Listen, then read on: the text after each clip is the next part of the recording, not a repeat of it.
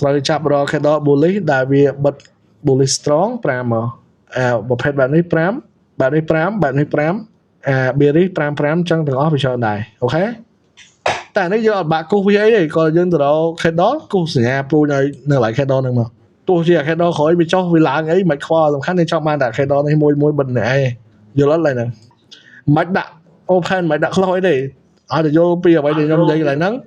ទៅដល់មើលបែបហ្នឹងមកហើយមួយមុខ5មកអញ្ចឹង5 20វា40យល់អត់នេះយើងចេះយើងដាក់0តាមដូចត្រង់នេះ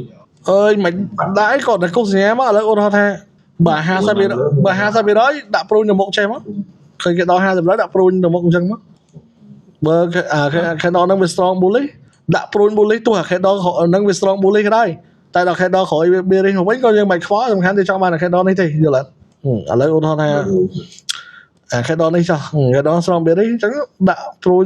មួយពឹបមកប៉ុណ្ណឹងមក screenshot ហ្នឹងខ្ញុំដឹងថាសញ្ញាព្រួយនេះចង់បង្ហាញវា candle នេះបាត់ screenshot ទូចនឹងមួយក៏បាន screenshot ទាំងអស់នេះក៏បានអូខេណា